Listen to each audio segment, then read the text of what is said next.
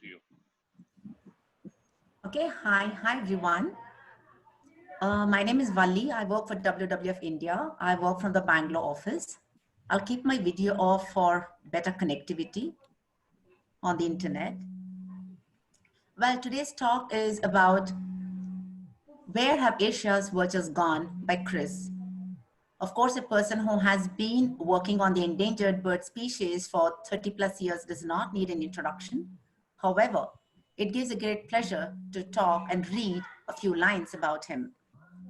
Chris' full name is Christopher G.R. Bowden. He is Globally Threatened Species Officer for the Royal Society for the Protection of Birds, which in short is RSPB, and has worked on northern Bald Ibis since 1994 and was based in Agadir, Morocco for a total of 7 years working on that species. He is coordinator of the African Eurasian Waterbirds Agreement International Working Group for Northern Bald Ibis and chair of the International Advisory Group for Northern Bald Ibis between 1999 and 2016. Since 2004, his primary role has been coordinating the Asian Vulture program in South Asia. He is currently program manager for SAVE, which stands for Saving Asia's Vultures from Extinction, a consortium of regional and international organizations committed to the conservation of vultures in South Asia. Chris is also the co-chair of the IUCN Vulture Specialist Group since its formation in 2011. His experience over the past 30 plus years is mainly with critically endangered bird species, being field-based in Africa, Asia, UK, and the Caribbean. Earlier on, breeding ecology work was mainly on woodlark, nightjar, stone curlew in the UK, both as a research ecologist, but mainly as a coordinator in recent years. Also including 1 year living on Montserrat for Montserrat Oriole and 4 years in a village in southwest Cameroon. Chris is currently based in Bangalore, and we are very proud of that, like we are very proud of many other conservationists who are working in Bangalore. He regularly visits UK for his RSPB work.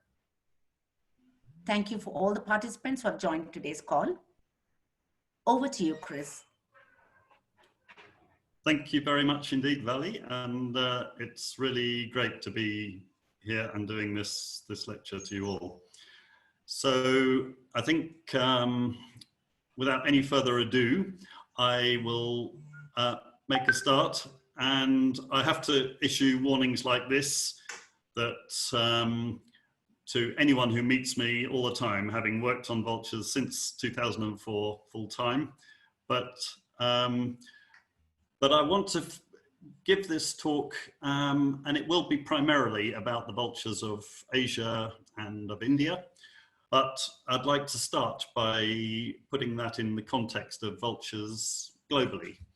So there are 23 species of vultures, or vultures and condors. Sorry, Chris, can you make your screen full screen, please? Oh, yeah. Okay. Thanks. Vultures and condors, sorry, yes. 7 of the vulture species in the world are found in the New World, that's the Americas, but taxonomically they are really completely different. They're an example of co-evolution. They're very, very distantly related to the vultures we have here in the Old World.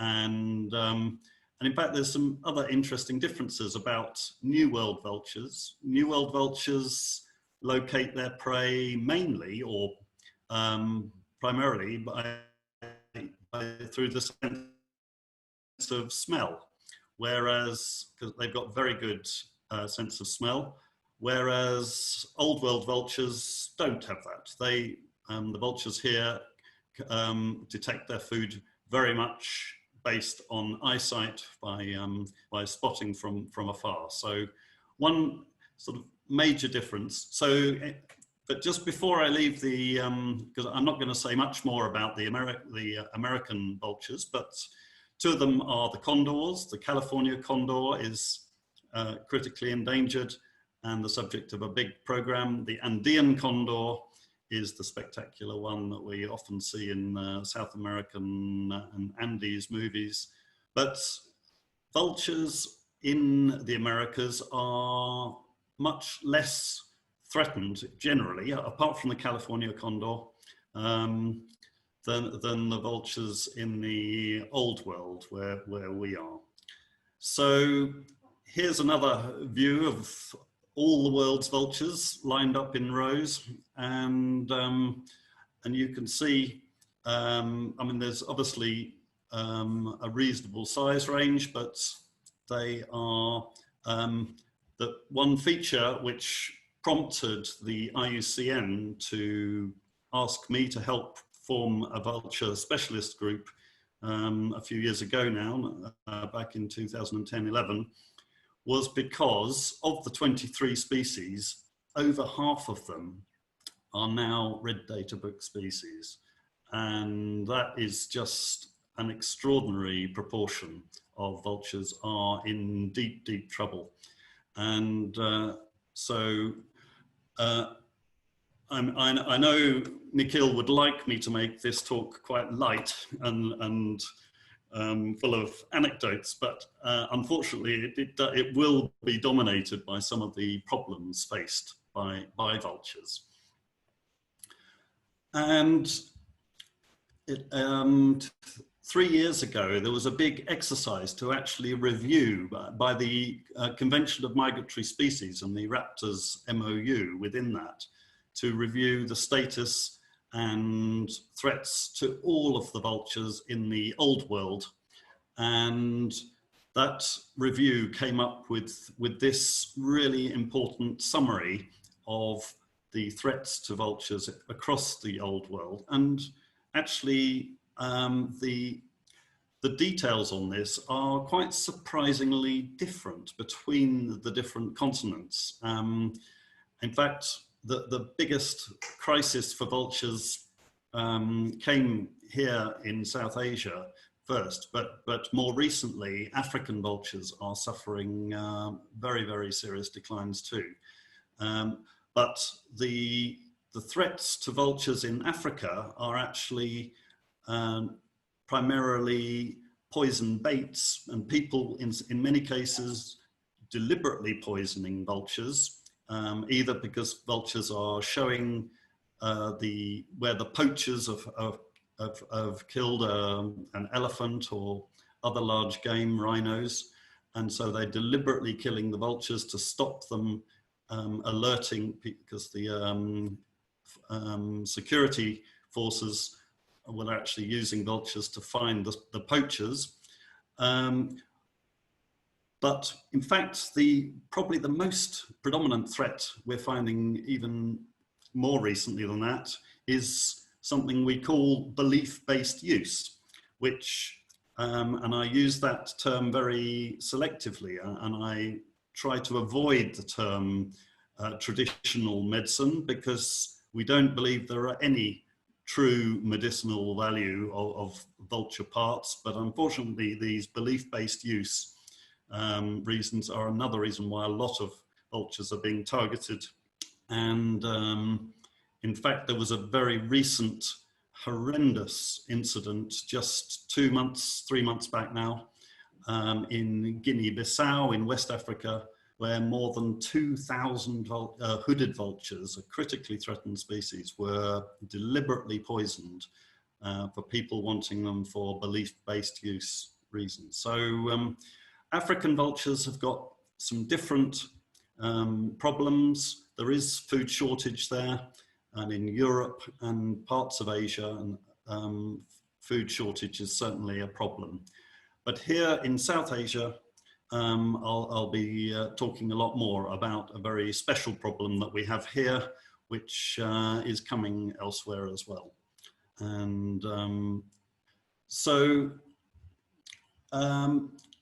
moving then to South Asia and to India specifically, I wanted to just quickly run through so of the 23 species worldwide, we have 9 species in Asia, or 10 if you count the small lappet-faced vulture population in Arabia, but 9 in the rest of Asia, and all of those 9 are found here in India.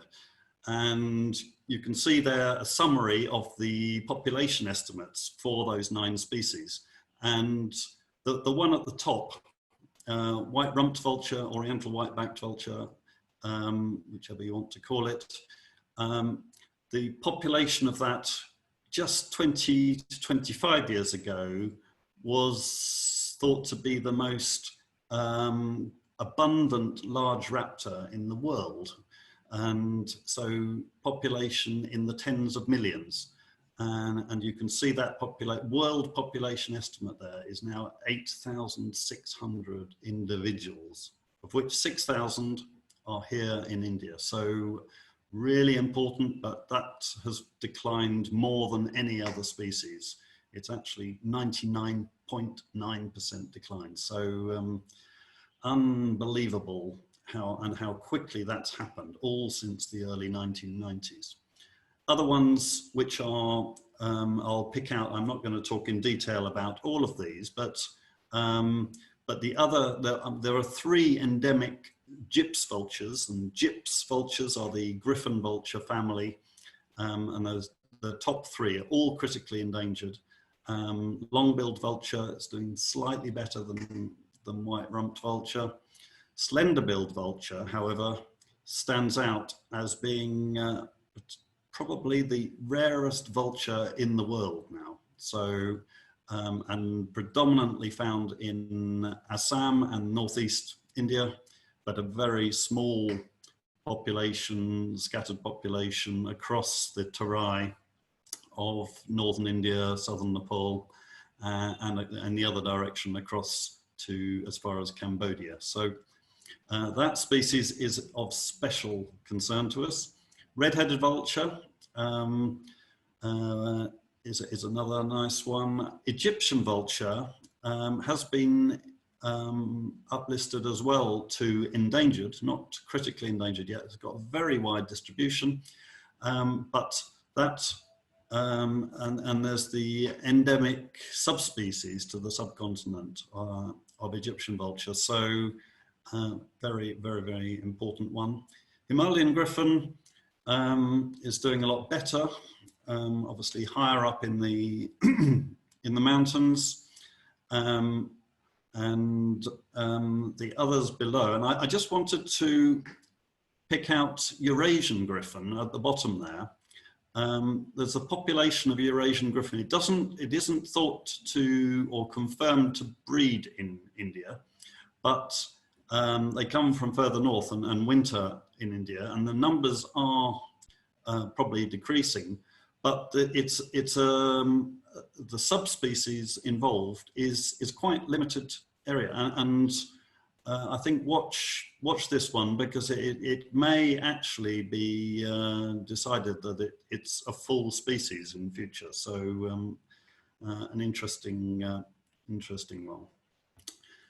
I'm not going to dwell on the identification, and there's some lovely illustrations in Rishad Naroji's book here, and there's some bearded Cinereus and Egyptian there, but I just want to really highlight what a headache actually some of the identification is. And so the adults and the first years of each of the gyps vultures are relatively easy to identify, at least if you get a reasonable view. But the second, third, fourth, fifth year, well, third, fourth year immature birds, the transition plumages of these species are really confusing. And I think there's a job to be done to actually fully document the different plumages of each of the ages to make that easier. And that does complicate some of the counts of vultures, because they're not that easy. So moving on a bit on, so here in India, of course, the Jatayu story makes vultures of particularly special cultural importance, as well as just another species of bird, which and that's something which ought to be very helpful for their conservation. But there are other cultural significances of the birds, of vultures here. The sky burial, I mean, the birds actually being consuming dead people. The Parsis, Parsi communities and their towers of silence, and the top right there is one community. But up in the Himalayas, the Himalayan griffons dispose of many of the hill communities, and that is very much ongoing as a practice. But culturally, they just have been very much part of life and the cleaning service that vultures offer. And these classic photos of Gautam Narayan from Delhi in the 1980s, I show these in every talk that I give, because I just think it is so amazing, really, to see how many vultures there were. And those are all vultures on the tops of those buildings and covering the carcass dumps. There were in the tens of thousands just in that area. And these slides just illustrate the extraordinary densities. Okay, an artificially high density because of cattle carcass disposal practices here, but nevertheless, really extraordinary. And we should really highlight the role vultures play in the ecosystem, and the fact that 10 million tons of rotting meat was disposed of by vultures 20 years ago. And now, with the declines that we're all, which I'll tell you more about in a minute, something else is happening to that rotting meat. And one of the things that's happening is that feral dogs are benefiting and getting more share of that rotting meat. And feral dogs have increased, or in the early 2000s, there was good data that feral dogs did increase by up to 30% in several large parts of India. And of course, feral dogs are the main transmitter of rabies. So there's a very real knock-on effect of a human health hazard indirectly of not having the vultures. And so getting data on the population trends has been something which thankfully BNHS and Vibhu Prakash had done some raptor counts in 1992, and they'd counted vultures as well as the other raptors, and that gave us a benchmark for the repeating those counts, and so that method has been repeated and was due to be repeated again this year. Unfortunately, with COVID, we weren't able to do that. So it'll be another year before we get the next dot on this graph. But note that this is a log scale graph. So any kind of decline on a log scale is a decline towards extinction. So, but the population has been stabilizing, but I'll come back to that. But these road transects are very much the one really repeatable method that can be used. Vultures are actually extremely difficult to count because they're so mobile, and even if you count their nests, you know, they can shift the colony, and do you know whether you've really really counted different birds or the same ones? It's a big headache and something we might want to come back to in the questions.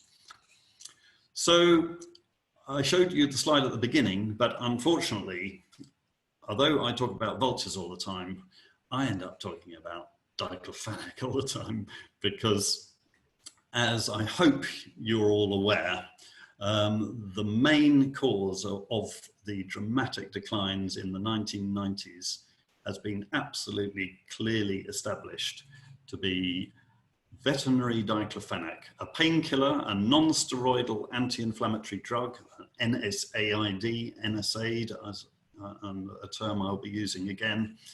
And that drug is relatively safe for the cattle. It's relatively safe for humans as a drug, but it is absolutely lethal to vultures. Unfortunately, they've got such good digestive system and so well adapted in so many ways, but they've got a weakness in their system that means that an injected cow, a cow that's been treated with diclofenac within the last 2-3 days, if it dies and the vulture eats the dead cow, it will be highly toxic to the vulture that eats it, and it will kill it of kidney failure. And actually, in dead vultures that have consumed cattle or any ungulate which has been treated with diclofenac, the common symptom we've now found is that they have gout. And gout, you can see in the middle there, is uric acid crystals that's on the liver and intestines. The deposits of that actually cause kidney failure in the vulture, and it's kidney failure that actually kills the bird. And this correlation back in 2002, 2003, when we had no idea what had killed them, thankfully a team in Pakistan led by Lindsay Oakes did the detective work, and they discovered that diclofenac was indeed what was killing the vultures there. And then the teams here in India and Nepal were able to repeat or to look at their samples again, and found that yes, diclofenac was in the tissues, and even examples which hadn't been fully analysed had got gout, but anyone that had got gout,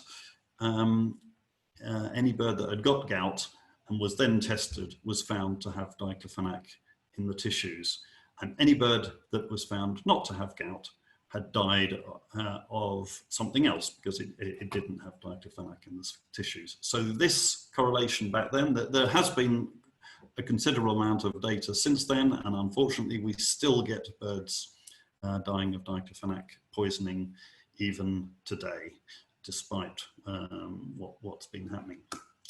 But let's not jump the gun. Let's go through the story of what happened. And back in 2004, which is when I was brought in to help try and coordinate what was needed to save vultures from extinction, there were two. The job description was number one, remove diclofenac from the environment, from veterinary use, and number two was get a breeding program up and running. But going back to number one, to remove diclofenac, it was clear that we had to have a safe alternative drug that we could recommend to the vets, and for the breeding program, it was obviously very important to get on with getting birds into the system. So we set about doing that. RSPB and BNHS were at the forefront of this in India. Research colleagues of mine, but Vibhu Prakash very much central to what's happened.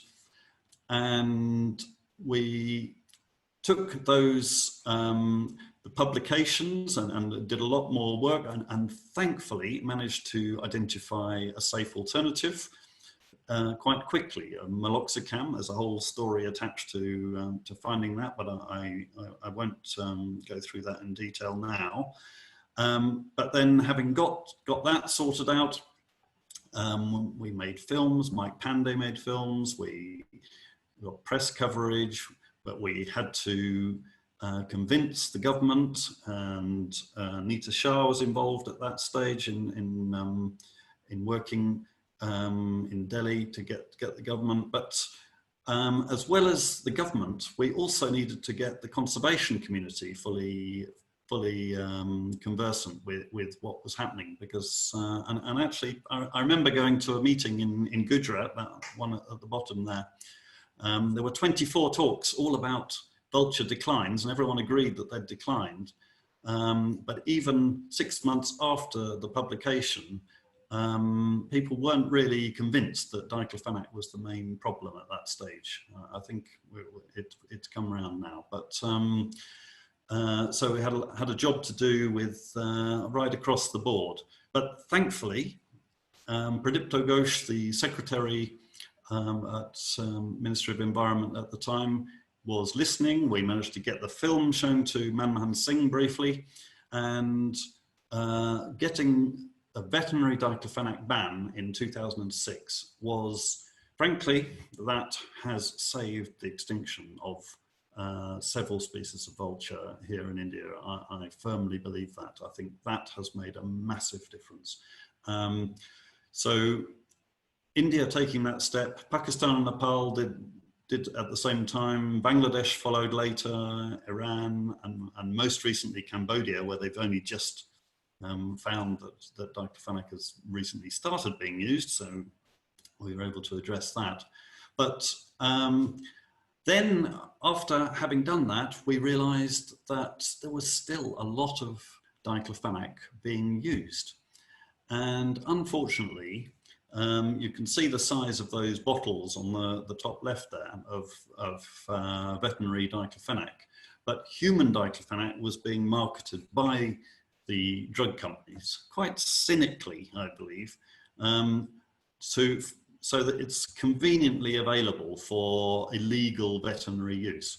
But in 2015, we managed to get a ban of the large vials, so restricted to 3 ml vials, which is all you actually need for human use. And the hospitals didn't need these large vials. And although that was challenged by some of the veterinary manufacturers, the drug manufacturers, Arulagam, and in particular, helped to see through and see off that challenge, and the ban has been upheld. So really good progress, and that probably is the key step which has made a difference.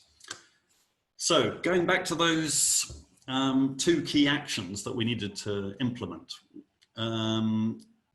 One I mentioned was banning diclofenac, but the other one was getting ex-situ, so captive breeding, up and running, because we were not sure that we could actually get diclofenac out of the environment quick enough, and I think that was a very valid and real concern, even though that ban came perhaps sooner than we dared hope. So using the expertise of California Condor program, of Eurasian Griffon releases, Jemima Parry-Jones, world expert in raptor breeding techniques, of the IVRI, that's been more focused on the safety testing, which I'll mention in a minute, Zoological Society of India, the University of Pretoria, a really global and international effort to try and get everything right. And you'll see that, I mean, we really got that first breeding center up and running by 2004, just when I started. But they don't breed quickly. Vultures lay 1 egg a year, and they don't lay an egg until they're 5 years old, usually. And even then, they're not always very good at breeding for the first time round. So we were really under pressure, and the BNHS team were getting a lot of criticism, actually, because you know, after 2 years or even 3, we hadn't bred anything. So we got our first fledgling, and there he is, on the ledge at the bottom there. Back in 2008, we had 2 fledglings that year, and then it's quickly increased, and we're now up to almost 500 fledglings per that we've produced in the breeding program overall. And you can see it's industrial scale stuff, building these huge colony aviaries, we call them, which Jemima designed, and the birds can pair up themselves in these. You can have up to 35, 40 birds in one of these, and you can breed them, and you can see breeding numbers per year. I mean, it's leveled off actually even since that graph at about 60 per year that we're producing. And artificial incubation techniques, we can actually, although they only lay 1 egg a year naturally, if you remove the first egg and put it in an incubator, they will usually lay a second egg, and you can prompt them to lay 2. And then once your egg has hatched and is a chick, you can swap it back with the to the birds in the aviary, and then you hand rear the chicks, which those are long-billed chicks at the bottom there. And so long as they don't imprint on people, you have to be careful to avoid that. They can then be put back in the aviary when they're a few months old, and we've already now had birds in the next generation breeding from those. So that's been really successful. And here's a quick look at where those breeding centres are. We started in Pinjore, Haryana, and that centre has probably nearly half of the total captive population of birds, and well over half of the breeding is at that centre. So that's the big focus, and it's where Vibhu is based. The other BNHS centres, which RSPB really helped to get off the ground with Darwin Initiative funding and other support. But West Bengal and Assam, and then Madhya Pradesh has been a further one which BNHS run. In addition to those, there are 4 zoos, Indian zoos, which have smaller facilities, and they are also starting to breed in 2 or 3 of them. There's also one in Nepal and another one in Pakistan. So that is the overall set of breeding centres. Yes, so I'll come back to what we do with those birds in the latest updates in a bit. So all of this obviously has been a huge effort. But it's been a process of getting different partners up and running and communicating with them. But we realised that we needed to actually get more coordination between these partners, and also to make sure that everyone really understood the full science behind why we're doing what we're doing, and to work together with more. So with all this in mind, back in 2009, 2010, we started the process of trying to form a consortium, which we came up with the name of Saving Asia's Vultures from Extinction, SAVE. There we are, I've got my t-shirt on today. And Jarim Ramesh, the Minister of Environment at the time, agreed to help us with a launch in Delhi back in 2011, getting this off the ground. And we were also very honoured to have probably the leading raptor expert in the world, Ian Newton, agreed to be our chairman for the first 4 years. And I won't go, I mean, there's a lot more I could tell you about SAVE, but getting this consortium up and running was really, I think, a really important step. And I mean, it was initially 11 partners came together, but we're now up to 24 partners. And this is not only India, this is 6 countries. So it's basically the range countries for the 4 critically endangered vulture species. So that's, and although they're predominant, I mean, there's 3 or 4 BirdLife international partners there, BCN, BNHS, RSPB, and others, but there's also a consortium from Bangladesh. There's also the Nepal National Trust for Nature Conservation, and but really importantly, the government, the Forest Department of Nepal and of Bangladesh have both come forward and joined directly. And IVRI here, Indian Veterinary Research Institute, is a full member of SAVE. But that's not to say, you know, we're working very closely with obviously the state governments and others, but you can see the rest of the partners there.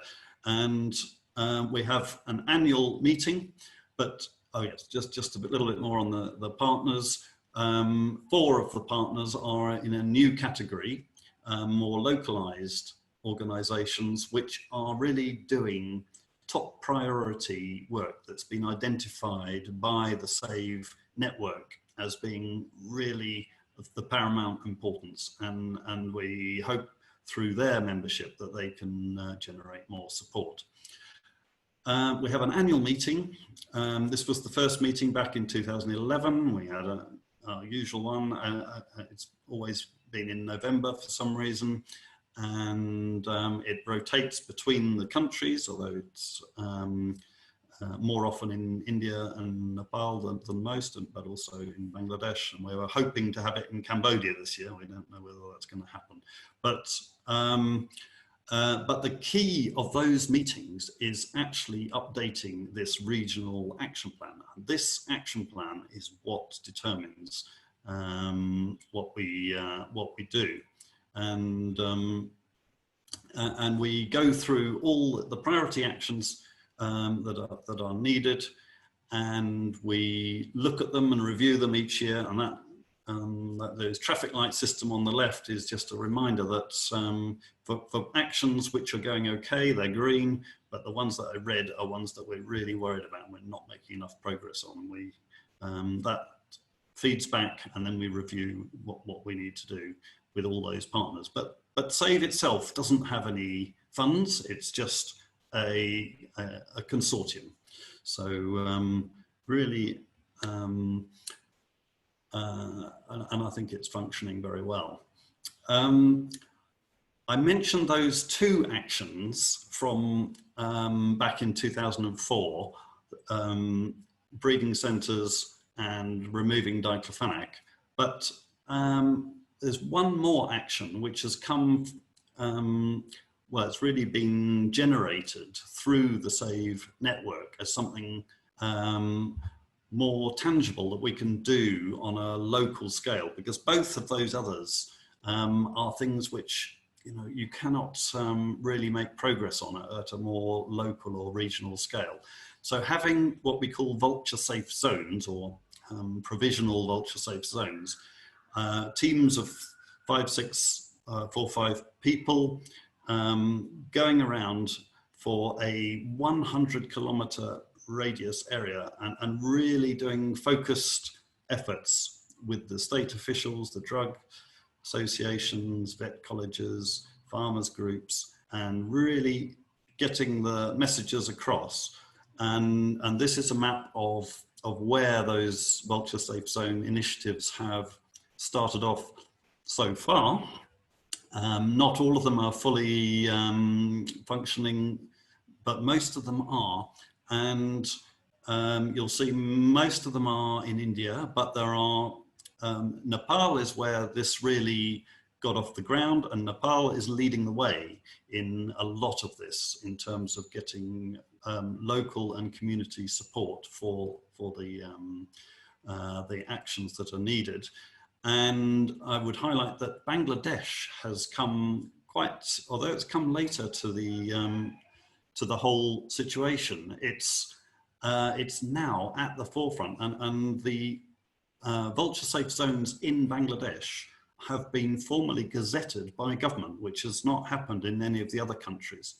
And really, although the populations of vultures there are relatively small and a remnant, but I think we can all learn some lessons on how they are operating. And there's a very nice small book that's been produced by Deepu from Bangladesh and IUCN Bangladesh office on that. So these vulture safe zones are just something which, to draw to your attention, there's also a smaller one in Pakistan. But so that's something else, and something that I think other organizations could engage more strongly with, and I hope will do in future, because there are big gaps, and we can talk more about the criteria on that. So the SAVE reports and priorities are which are reviewed every year in open session in the meetings, and they have been largely adopted by a new, well, and I mentioned the CMS, the Convention of Migratory Species Action Plan, Multi-Species Action Plan, and really the SAVE blueprint document has been absorbed into that. But it's interesting, again, that even within Asia, we've got different priority threats in different parts of Asia. Here in South Asia, NSAIDs are still the key threat to vultures. There are some other upcoming threats. Poison baits certainly happens, particularly in northeast India, but occasionally in other places as well.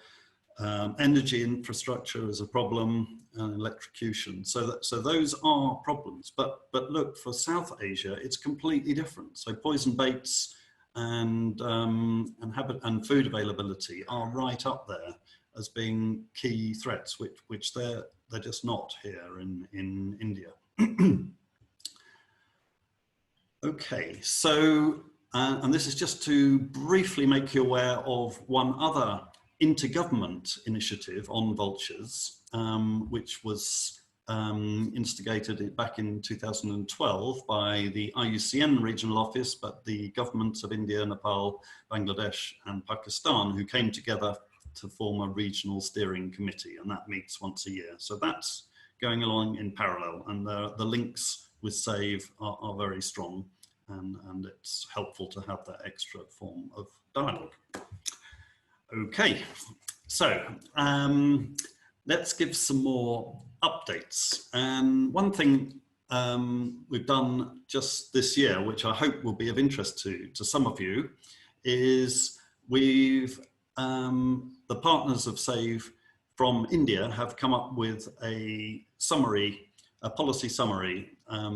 It's an 8-page document. You can download it from that link on the SAVE website. And that gives you a lot of basic information, background information, as well as some of the key facts and the priorities, of course. And my favorite part of that is this diagram here, which has also just been repeated in a short article in Indian Birds this month. That's a summary of which NSAIDs, these cattle painkillers used by vets, and unfortunately all of that list are being used, and they're all legal except for veterinary diclofenac at the bottom there. And unfortunately, from the color code there, you can tell that there are others which are lethal to vultures. And just working up from the bottom, we've got diclofenac, ketoprofen. We know we've done safety testing on on closely related vultures which were killed by ketoprofen. Unfortunately, Aceclofenac, it is effectively diclofenac. It's just under it's called a prodrug. It turns to diclofenac inside the cow and is still legal. Then there's nimesulide, and nimesulide, all these names probably new to most people, but nimesulide, we're certain it's toxic, although it hasn't been formally safety tested yet. But there is some provisional data from South Africa on gyps vultures, which suggests it really is lethal. And we've got dead vultures in Gujarat, 4 or 5 now. They've got gout, they've got nimesulide in their tissues, and they don't have diclofenac.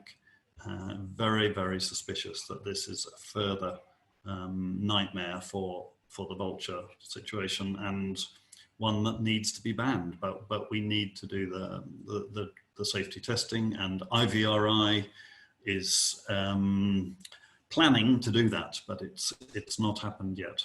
There are others which are toxic at slightly lower doses, or well, we need more information on these, flunixin and carprofen. Meloxicam, I talked about at the beginning as being the one safe drug. We've done safety testing. We're absolutely confident it is safe. But one new one, and this is a great source of joy for me, I must admit, is that tolfenamic acid has been tested. The tests are effectively more or less complete. It's looking like that will be a second safe drug for the vets, because the vets really don't like vulture conservationists because we stop them using drugs that they would like to use. And so if we can recommend another one as being safe, and so look out for an announcement on that.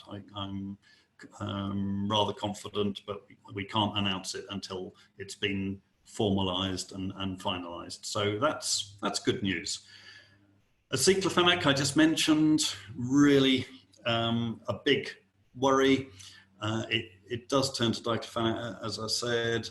Those are, you get tablet form, but more importantly, you get injectable form. And the vets really like injectable forms of these drugs. And this is becoming much more popular in the last year or two. So Aceclofenac, I'm hopeful. I mean, all the drug controllers and the senior veterinarians and pharmacologists and others all tell you, oh yes, that turns to diclofenac. They know it, we've proved it experimentally, but it's not banned. And we hope that the government will take action on that one, because there is still diclofenac appearing, and it's actually not always possible to tell whether it's diclofenac or Aceclofenac once you're testing it in the cow. Tolfenamic acid I've just mentioned. Okay, so what's going on with the vulture populations? I've talked a bit about India. In Nepal, where they've been doing much more regular road transect surveys, and they've also done a lot more intensive awareness work and vulture safe zone work very successfully. And this trend is now statistically significant recovery curve. So in Nepal, we have turned the corner, at least for white-rumped vulture, and in fact, even for slender-billed vulture, that's a very tiny population, so we can't put too much emphasis on that. But for the white-rumped vulture, that is a good sample size, and we've got real recovery, and it's linked to where there isn't high incidence of diclofenac. So we really feel that this endorses what we're doing and what we need to do more in India. And that, partly with that in mind, releases have been going ahead from the small breeding centre, which only has white-rumped vultures, and with tracking the birds, and releases have now happened. And the birds hadn't been going very far for the first couple of years, but we've also been tagging and tracking wild birds in the same area, which have been going much further and often going up to 90, 100 kilometers and a bit more in some cases. And we were beginning to get a little bit concerned that these birds were not going more than 6 to 8 kilometers by and large. And you can see that's the release aviary, by the way, on the top right. And we do feeding of wild birds in the same area, and then the released birds can come out and join and intermingle, and they have a few months to get used to seeing each other and get socially integrated. So it's a soft release, and we've now had 3 of those releases, and 30 birds have been released in Nepal, and that is going pretty well. But I mentioned that they hadn't been going very far, but possibly an indirect effect of lockdown. So since at the end of March, suddenly the birds have been moving a bit more, and including coming into UP and Bihar in India. So those are the tracks of some of the released birds. And yeah, it's exciting stuff. You can get more updates on that on the SAVE website and the BCN Bird Conservation Nepal websites.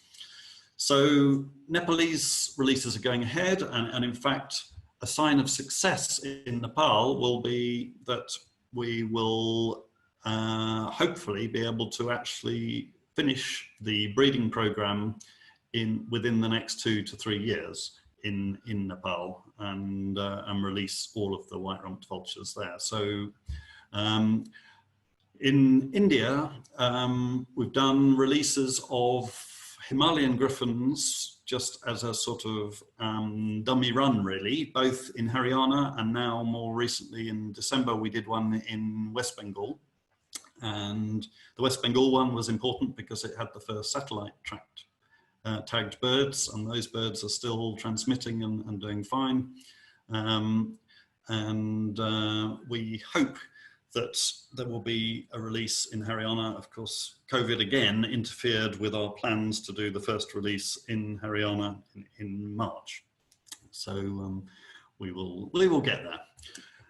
Just briefly to mention the other countries that are involved in the SAVE program. I mentioned Cambodia already, and a new partner and consortium, national consortium for Myanmar has joined in the last 2 years, and they are becoming more active. It's on a fairly small scale, but that's a very welcome addition.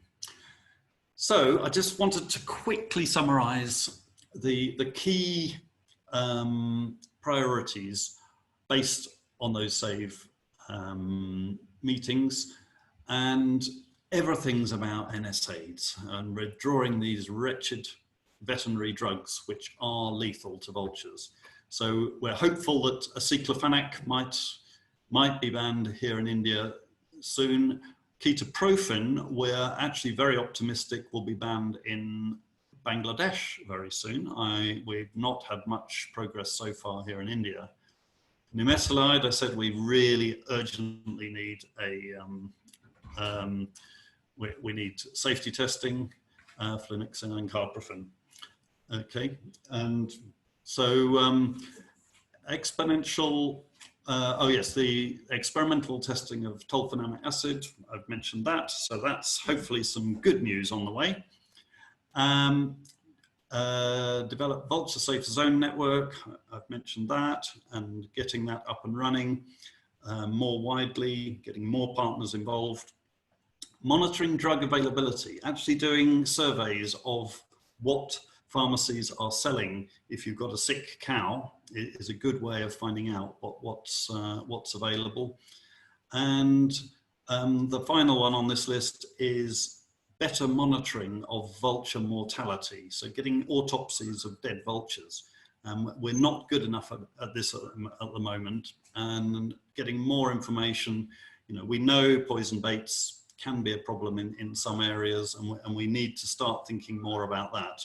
But getting that protocol in place, and actually the releases themselves will help us understand that better.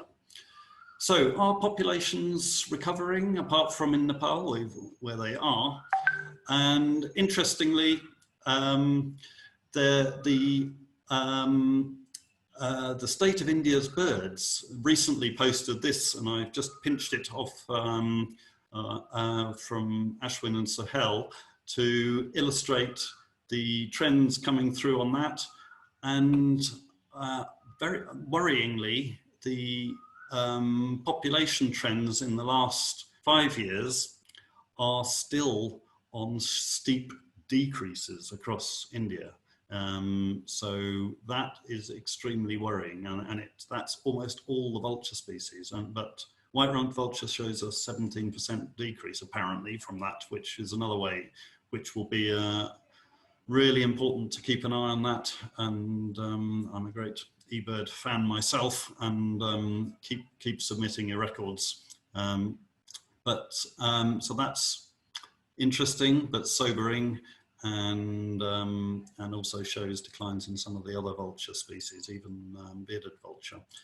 And I often get asked about the feeding stations, and those can be really can be very helpful as a sensitizing and community involvement, and especially if you've got a lot of tourists that could use it.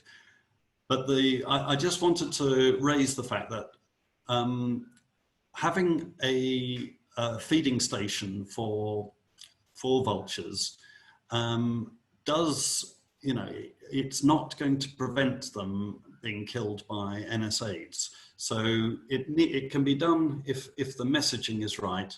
But I do worry that it can divert resources from the real threats if you're not careful. But this is again a topic which comes up quite regularly.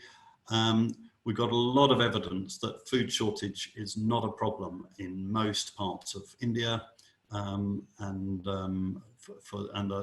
you know, the 99% declines of vultures, we do not believe there's a 99% decline in food availability.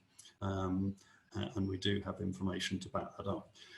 So I'm going to wind up there. So thanks very much to various people whose slides I've borrowed for this, although many of them were mine. But if anybody's interested in getting email updates when we've posted news items on the SAVE website, just drop me an email and I'll add you to the mailing list, and I'll be very happy to answer questions. So Nikhil has asked me if I would, having finished, just, do you want me to do this now, Nikhil? Just, there's a question of the day. Yeah, sure. Which, well, Nikhil, you go ahead. You do that, and I'll be quiet. I need a glass of water.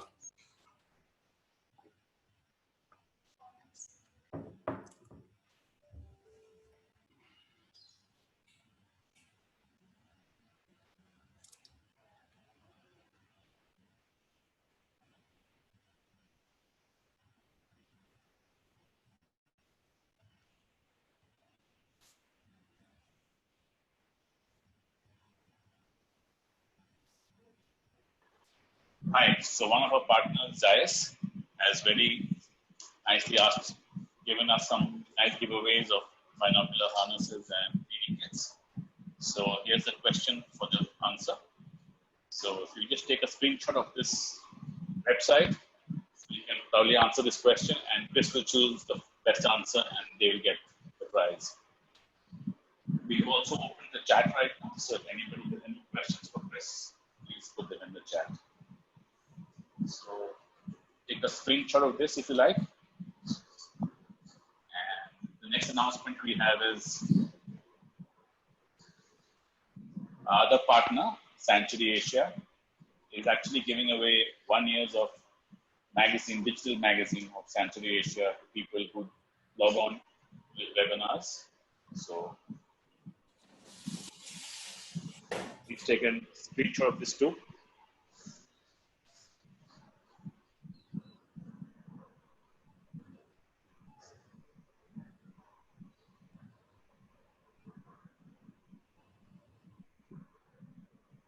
And one more. Save your date for 12th of July. We have the Great Indian Nature Quiz planned. So Kavi, please take over for questions. Yes, sure. So Chris, we have a few questions already coming in for you. The first one is from Shrikant from Deccan Birders, Hyderabad, who's asking that will the initiatives currently being taken up to save the vultures be able to revive numbers of these species back to the steep population decline compared to the 80s? When can we say that the population can now survive without any captive breeding programs? Yeah, that's a really good question and an important one. I think we all know and realize that the populations are never going to be, they're never going to resume those 40 million estimate that they were back in the 1980s. And I think a 5 to 10 year run with a stable population is the short answer.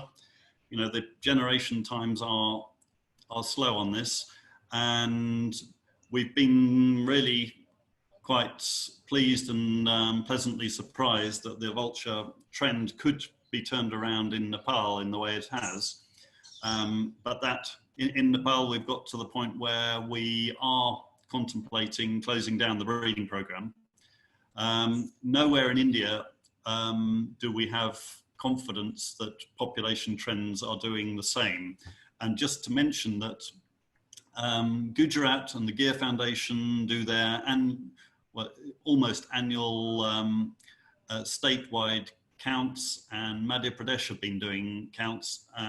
Although those, you know, it's very difficult to make them properly systematic in the way that you might want, but the Gujarat trends are still negative. They are declining each year still in Gujarat. In Madhya Pradesh, there's some indication that they might be stable, but I think we need to see a longer run of years and some more, ideally road transects actually would be very good to back that up. And yeah, I mean, I am quite excited about these, if we can use eBird trends to help monitor these things, because the road transects are a lot of work, and probably something we do need to keep repeating, but perhaps we can find other ways of gauging those, you know, whether they're stable or not. Okay, great. I'm clubbing together a couple of questions here. People are asking specifically regarding the locations where certain breeding programs are taking place.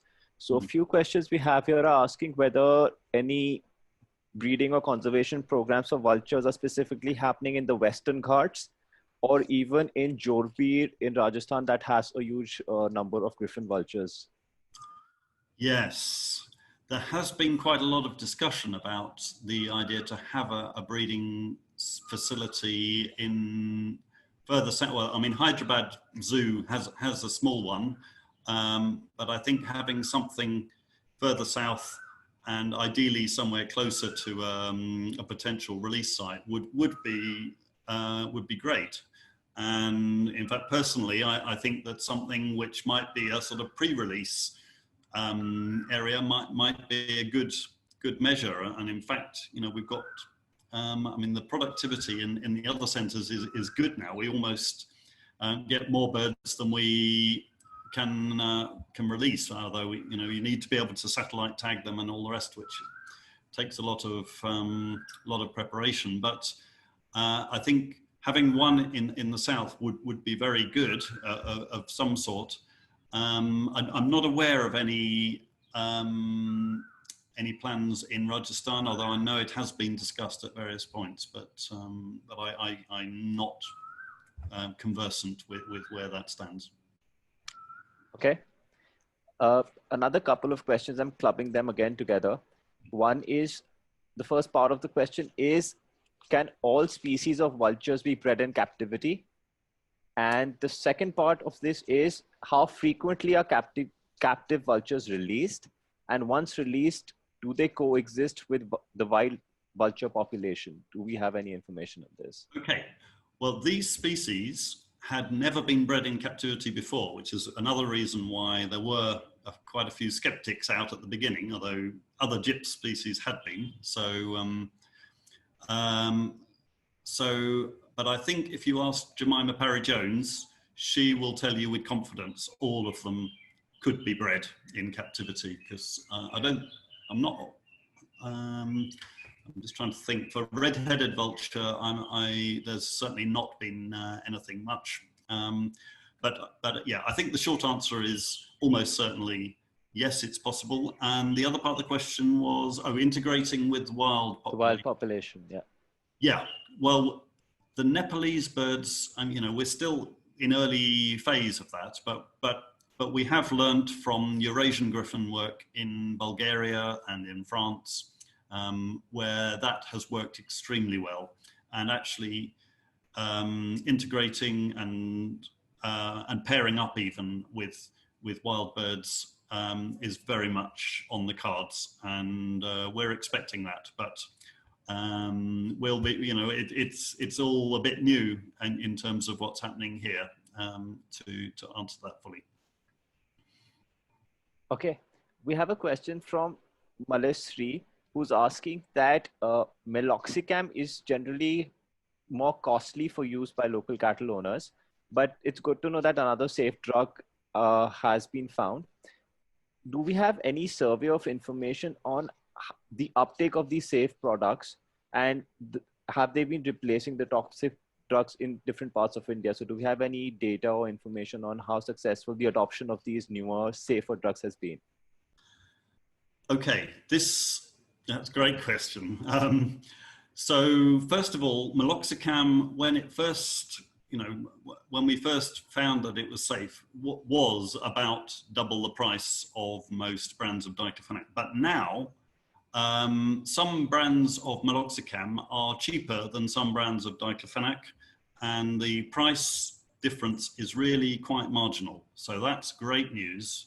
And I don't believe that the economics of meloxicam are a major barrier now. So that's great, although there are some other complications with meloxicam which have clouded the issue, I think, is that these are all drugs which are out of patent, so they can be manufactured by anyone as generics, and they they can be lost my train of thought, but that they can be yes, some of them have been manufactured very badly and put in very, very high alkaline solvents, so that if you inject it into a cow or a buffalo, it hurts. It really hurts. It's pH 10, believe it or not, which really, really alkaline. So that has put vets off using that, because it, the buffalo might kick you if you do that to it. But I mean, thankfully, most of the formulations and the vets, have come to know which ones are better and which ones are worse, and that is overcoming that with time. But it's the sort of thing that was a setback, and actually, I've spent a lot of time going round to manufacturers of pharmaceutical manufacturers with an expert. And with Prakash, to talk to them about this and to convince them to make good meloxicam and make sure that they know about, you know, a good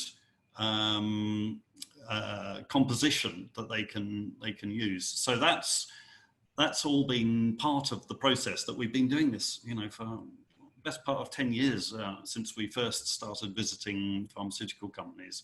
Although need to do more of it, and if anybody listening has good connections with pharmaceutical company that really might want to genuinely help us, and of course you're very quickly into the realms of getting too close to companies and people then thinking that you're taking them money and you know, got ulterior motives. It's very, very, yeah, we do have to be careful, but getting more good information on drugs that are being made available is something that we need to do more on. And in fact, we've just agreed that we really need a pharmaceutical subcommittee of the SAVE, one of the SAVE committees, to tackle this more directly. So if anyone listening has got some ideas on that, do get in touch, because it's a really important area that we are not doing enough, and I'm sure we need more experts to help us on that. I hope that answers. Yep, definitely. Related to this again, a question from Rinkita is diclofenac still being used for veterinary treatment, or is it just the other NSAIDs which you mentioned which pose a major threat now to vultures? We do know that diclofenac is still being used, but it's sort of fairly, some of that information is anecdotal, but it is, yeah, we know it's still being used. We know that some vets, they will go and buy a bundle of 5 3 ml vials in a little, with a rubber band around them, and then they break all 3 and all 5 and make up the amount that they need for their cow. So we know that some vets do that. Some vets just love, I mean, diclofenac is a bit of a wonder drug, unfortunately for the vultures. It is quick acting, and the properties in all these NSAIDs are slightly different from one another. And you know, I'm not an expert in these things, but I've ended up learning more than I thought I would on this. So yes, it is being used, but we think that Aceclofenac is a nasty upcoming drug that's taking over from diclofenac, because it's such a convenient, and again, it's cynical by the drug companies to market it, because they know what it is and what it's doing. Yep, definitely. And I think in like a follow-up question to that, quite related to this is again, that when you got diclofenac banned, right, did you face any friction while working with the different governments and even the pharma companies in trying to get those drugs banned? Yeah, it's really interesting. We were expecting a big backlash at the time and strong resistance, but the science was strong enough that the companies didn't resist. And you know, looking back on it, maybe they already saw the loophole of making multi-dose vials of human diclofenac, and they could get away with that. I don't know whether that was why they didn't resist it more strongly. Having said that, I had a conversation with a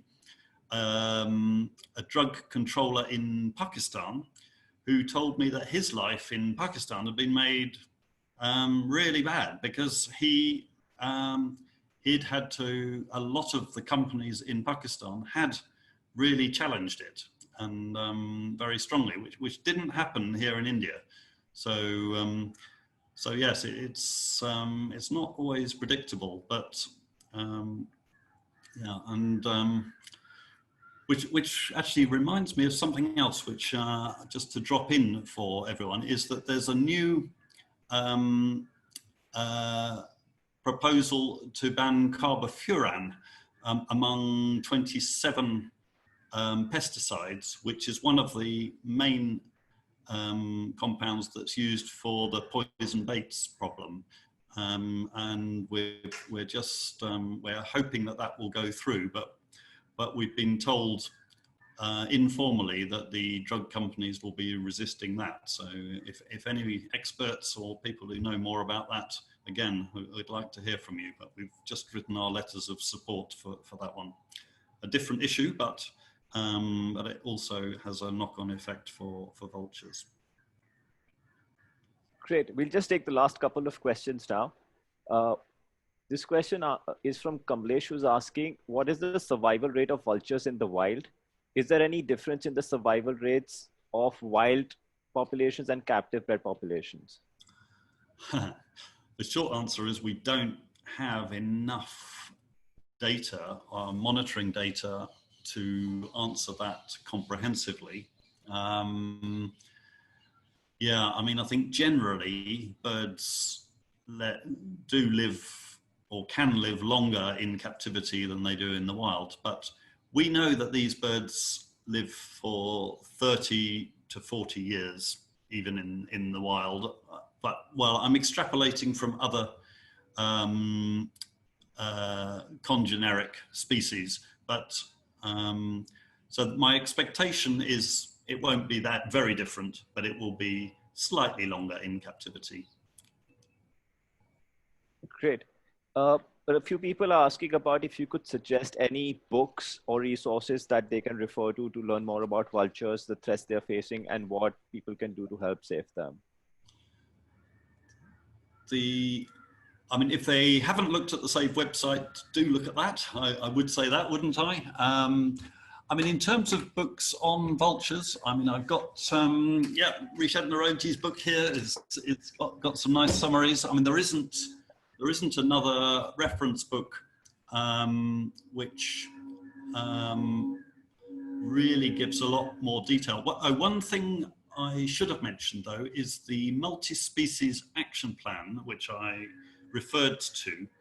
That actually has got more up-to-date information on the vultures for all of the old world than any other reference. So you can get that again through it's linked on the SAVE website. It's 120 pages, so it's a big thing, but it's available online. You can download it free. So so that would be a good resource to use and also to refer to, as well as the SAVE blueprint. But yeah, I think those would be my first suggestions anyway.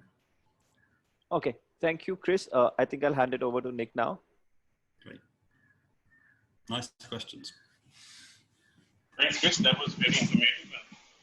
Thank you for the tuning to the vultures. I'm sure we all enjoyed it. And thanks again. So see you all tomorrow. We have Dr. Prachi Mehta. The same link as today. So she's doing a wonderful talk on owls. Great. Thank you. Thanks, everyone.